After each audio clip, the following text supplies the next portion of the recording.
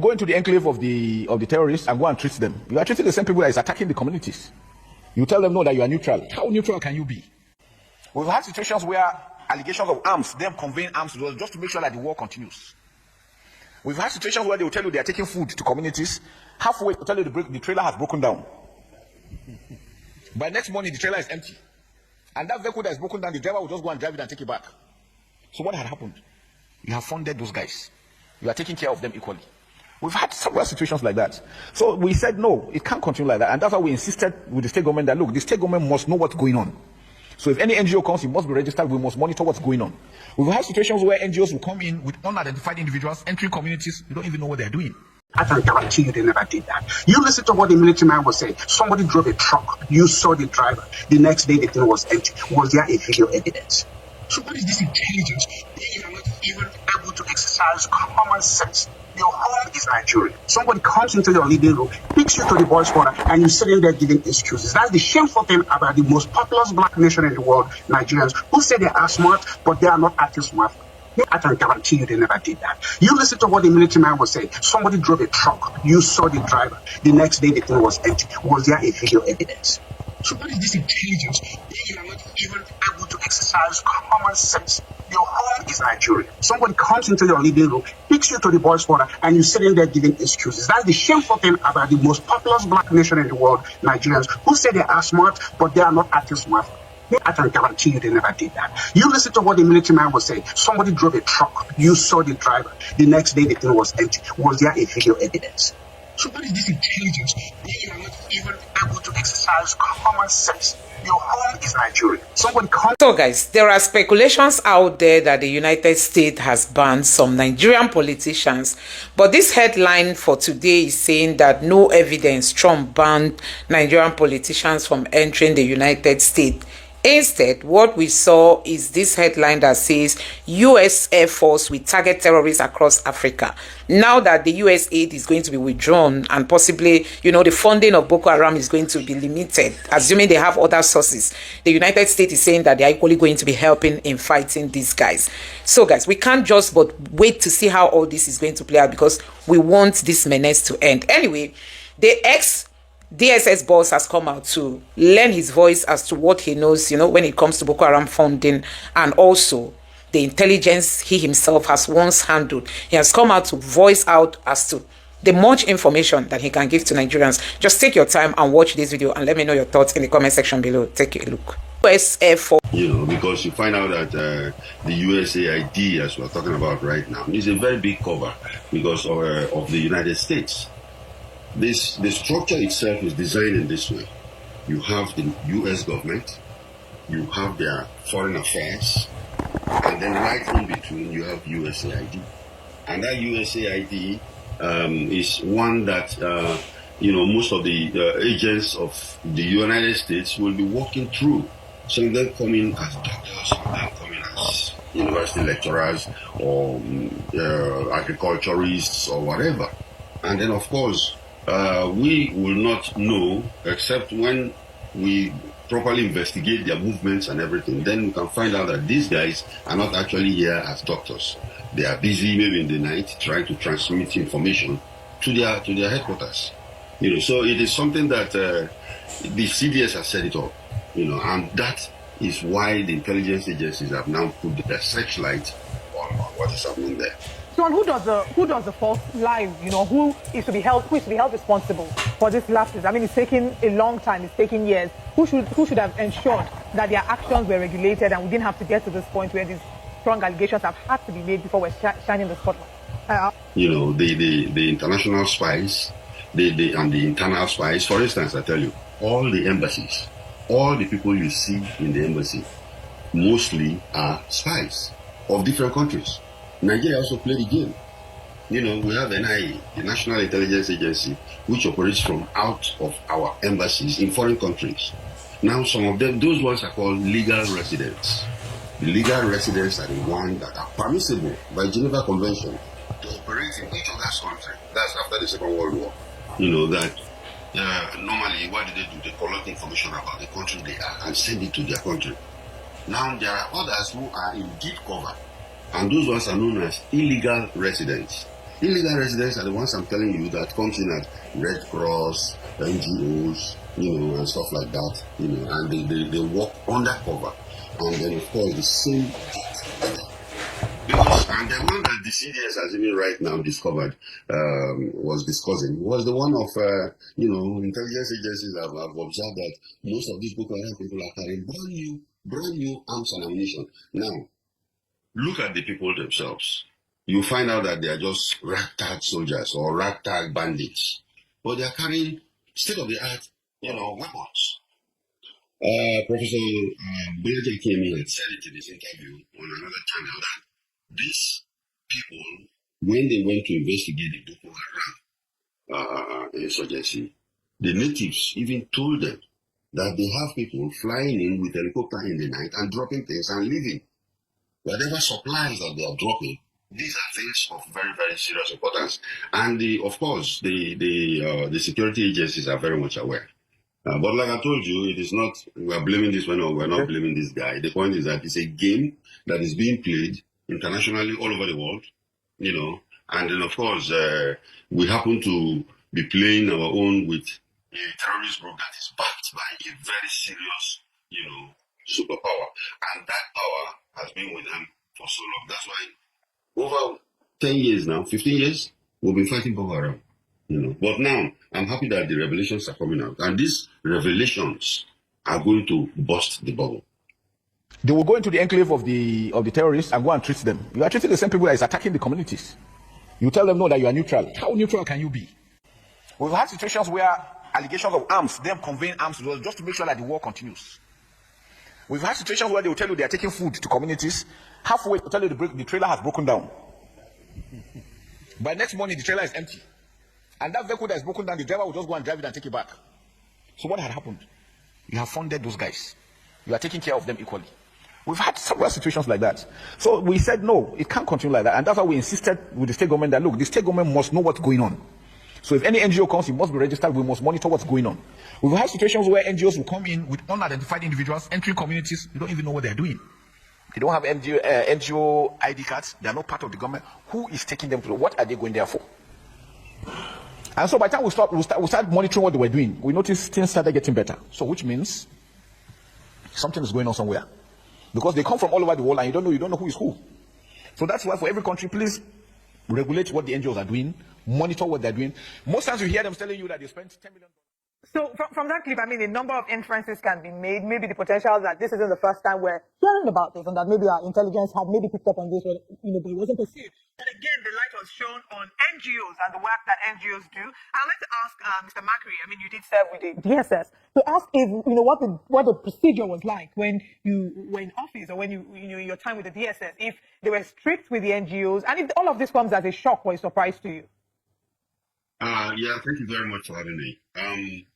You see, this NGO thing has been one of concern for a very long time because this intelligence community are very, very much aware that some of these NGOs are just cover agencies. Covers, they are not actually what they claim to be.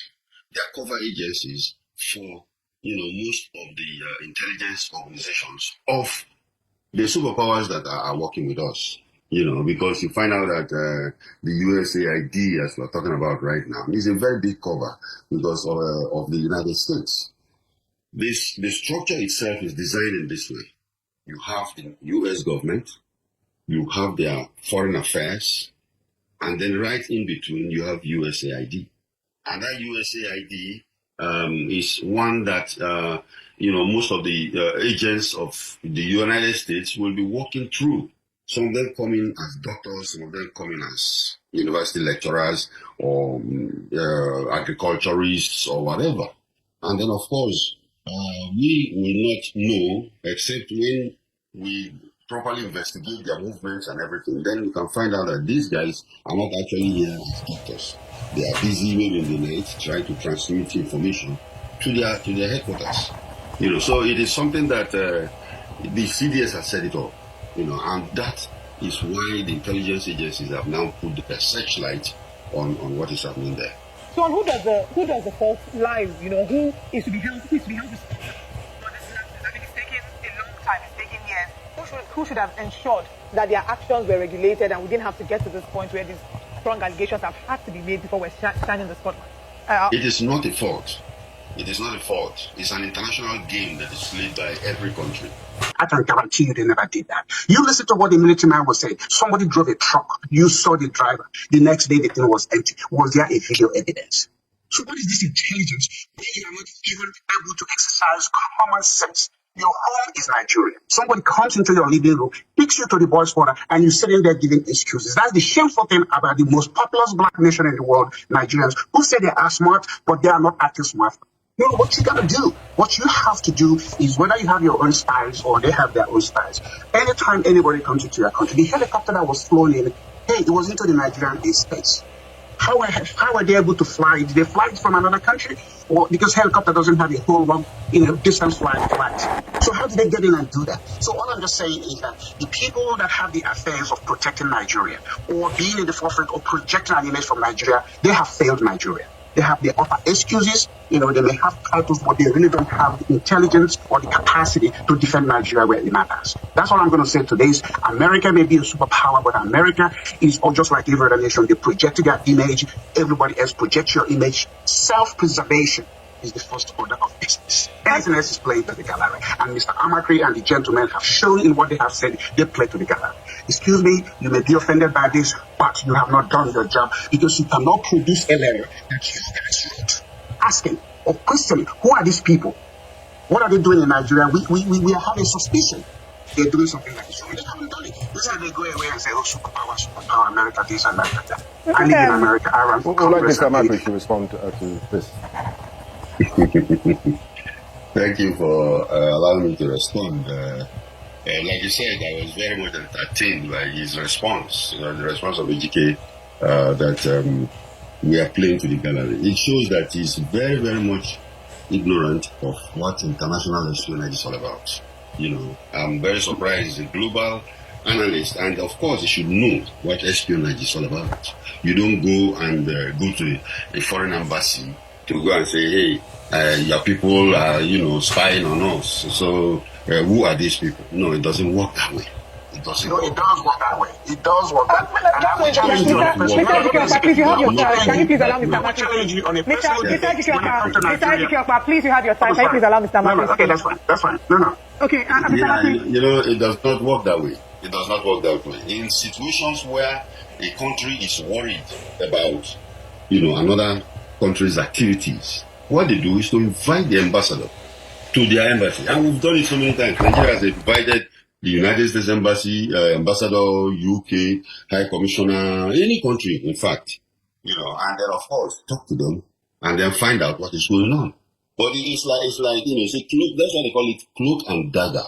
It's a cloak and dagger business. It is not a fight that you go into the marketplace and start fighting. Like, oh, I'm a sovereign country. Why are you here? The Geneva Convention is very, very clear on that after the Second World War, that countries are allowed to open diplomatic missions in foreign countries, in any other countries that are in, good friendly situation with them. Even if the country is not in good friendly arrangement, they send in the illegal residents.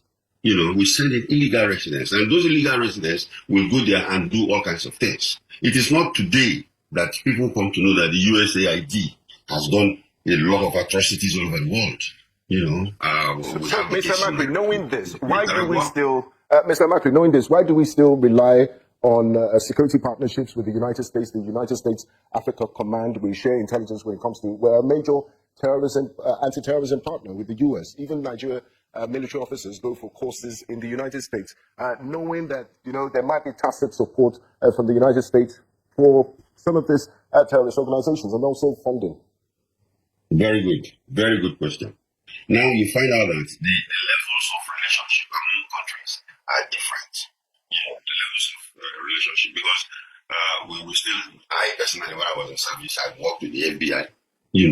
They will come for training in the United States. They come over and train us, and sometimes we know them. Those ones are not undercover. So there are different levels, and of course, you find out that your friendly country is your friendly country. And then there is nothing you can really go and say, oh, I don't want you to do this or that. The only thing you do is to block them. It's just like playing chess. You block so that they don't get their, objectives clear. Two things are at play here: national interest and influence. National interest and influence. They are seeking anything that will help their national interest. And in fact, in the case of America now, they are seeking influence. And Africa is the playground for that. Because right now, France and even the United States are losing out Africa because of what is happening in Israel. And then, of course, Russia and China are moving in. And these are the dynamics of international relations. And these people are there to play their game. So it is not that, you are an enemy, or we know you are playing games with me. You are coming to Africa, you are coming to Niger Republic to collect uranium, which you are going to sell. And then, of course, our oil has been, the taps have been flowing, out overseas. They all have strategic importance. And these are the things people pursue. All right, we are out of time for the conversation, but if you can vote in 30 seconds each, I'll start with Mr. Ejike Okpa. Your thoughts as So what you gotta do, what you have to do is whether you have your own spies or they have their own spies. Anytime anybody comes into your country, the helicopter that was flown in, hey, it was into the Nigerian airspace. How are they able to fly? Did they fly it from another country? Or because helicopter doesn't have a whole long, distance flight. So how did they get in and do that? So all I'm just saying is that the people that have the affairs of protecting Nigeria or being in the forefront or projecting an image from Nigeria, they have failed Nigeria. They have the upper excuses. They may have titles, but they really don't have the intelligence or the capacity to defend Nigeria where it matters. That's all I'm going to say today is America may be a superpower, but America is just like every other nation. They project their image. Everybody else projects your image. Self-preservation is the first order of business. Anything else is playing to the gallery. And Mr. Amakri and the gentlemen have shown in what they have said, they play to the gallery. Excuse me, you may be offended by this, but you have not done your job because you cannot produce a letter that you guys wrote asking or questioning, who are these people? What are they doing? what the next steps are, what the next steps should be. And that question goes to the both of you. 30 seconds each, please. Look, it's just never enough time to get into this stuff. But again, what I'm just saying is that I want Ms. Amaki to say, if any foreign agent has ever been expelled from Nigeria in the past since 1990, because if you recognize somebody is violating, nothing in the Geneva Convention that he keep referring to that he's not an expert on said you cannot expel them. Has Nigeria expelled any diplomat in the past 20-something years? Because they said your actions and your activities are violating us. That's important. You can't, if a relationship is that of a master servant, okay, then you're going to get dominated. The thing is talking about influence and also every nation does that. So what you want to do, if that relationship is not benefiting you, you are allowed to opt out, or you are allowed to define the new rules of engagement. So to sit there and just allow to be stepped on and abused just because you say USAID is doing this is a shame. And again, the debate on a one-on-one when I come to Nigeria, I will do it publicly, and I can guarantee you he will be very sorry for himself. Mr. Ejike Okpa, thank you very much for your contribution. Please, as quickly as you can, Mr. Makri, 30 seconds. I don't know what you're saying that he's going to be sorry for whose self. I don't know. We're looking on a debate on international relations. Oh, we can debate it. As far as I know, I'm very, very ignorant about the dynamics of a Let's just you don't know what every country pursues its own national interest. And the United States, United States AID has done their work all over the world. We know Nicaragua, Panama, and Peru, and we know all these things. And of course, the game is on now in Africa. Right. We are also playing the game. We went to Liberia in Ecomo. We were pushing our own interest, but we spent a lot of money there, but we know what we are gaining back. It's all about interests and influence. It is indeed about interest and influence. So guys, we all know that the biggest challenge we have in this country is known to be insecurity as a result of the insurgents that all started in the north and has equally, predominantly caused so many catastrophes in the north. Now, America is saying that the US fund that has been sent to African countries, not just African countries, some from the middle belt, like, Pakistan and other countries that they were used to fund terrorism. And we are just looking forward to, now that Trump says he's going to stop this money from flowing into Africa, we just hope that a whole lot of all these security challenges are going to be stopping, except if Boko Haram has its funding from other sources. That's just the only challenge we are going to have. Assuming Boko Haram is being funded by other countries that is outside of the United States, then we are going to have challenges, stopping their menace. But if it was solely being funded by, some special interests from the United States, so I think this time around they must be hungry by this time. They should be fasting altogether. They should just be fasting, because once the fund ends, as in when the funds stop flowing in, guess what? Their power will be weakened. Some of them will start surrendering. Nevertheless, we've seen many of them surrendering. So it appears it's now like a tactics they are using. They commit all the menace they commit, and then they come out. They say they surrender, they've repented, then they'll be giving taxpayers money. The next thing, you see them go back to the bushes. These are some of the things we should be talking about. We've seen that over and over, but still the Nigerian government is working with the UN, in saying they are rehabilitating these people. They are giving them pardon, they are giving them second chance, which Nigerians are totally not in support. If you've seen the outreach out there, people are not in support of all this. But this is what they are doing. This is how they keep destroying our country. They keep destroying Nigeria in the name of they are granting Boko Haram. They want them to come back to normalcy. This is after they've caused so many havoc in the country, after destroying so many lives, done all the terrible things they have done. They will be granted pardon. It is only in Nigeria we have seen all these things play out. I'm telling you, it's only in Nigeria. When you go to other countries, they take crime seriously. Look at even in Latin America. Go to their prisons and see how many people are there, languishing. People are suffering. So guys, we all know that the biggest challenge we have in this country is known to be insecurity as a result of the insurgents that all started in the north, and as equally, predominantly caused so many catastrophes in the north. Now, America is saying that the US fund that has been sent to African countries, not just African countries, some from the Middle Belt, like, Pakistan and other countries, that they were used to fund terrorism.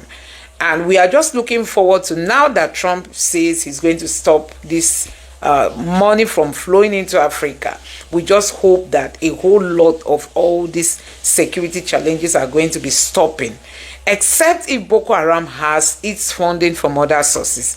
That's just the only challenge we are going to have. Assuming Boko Haram is being funded by other countries that is outside of the United States, then we are going to have challenges, stopping their menace. But if it was solely being funded by, some special interests from the United States, so I think this time around they must be hungry by this time. They should be fasting altogether. They should just be fasting, because once the fund ends, as in when the funds stop flowing in, guess what? Their power will be weakened. Some of them will start surrendering. Nevertheless, we've seen many of them surrendering. So it appears it's now like a tactics they are using. They commit all the menace they commit, and then they come out.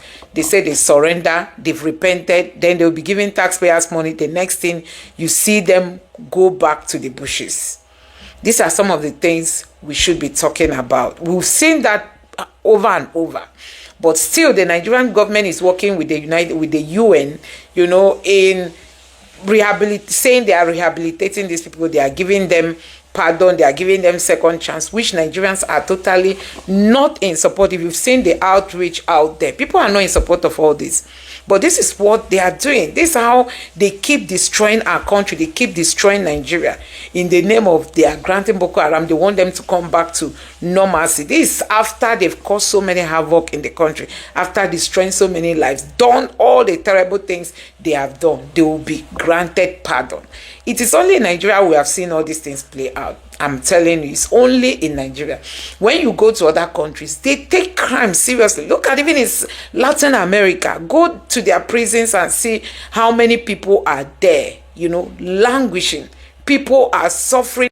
So guys, we all know that the biggest challenge we have in this country is known to be insecurity as a result of the insurgents that all started in the north and has equally, predominantly caused so many catastrophes in the north. Now, America is saying that the US fund that has been sent to African countries, not just African countries, some from the Middle Belt, like, Pakistan and other countries, that they were used to fund terrorism. And we are just looking forward to, now that Trump says he's going to stop this money from flowing into Africa, we just hope that a whole lot of all these security challenges are going to be stopping, except if Boko Haram has its funding from other sources. That's just the only challenge we are going to have. Assuming Boko Haram is being funded by other countries that is outside of the United States, then we are going to have challenges, stopping their menace. But if it was solely being funded by, some special interests from the United States, so I think this time around they must be hungry by this time. They should be fasting altogether. They should just be fasting, because once the fund ends, as in when the funds stop flowing in, guess what? Their power will be weakened. Some of them will start surrendering. Nevertheless, we've seen many of them surrendering. So it appears it's now like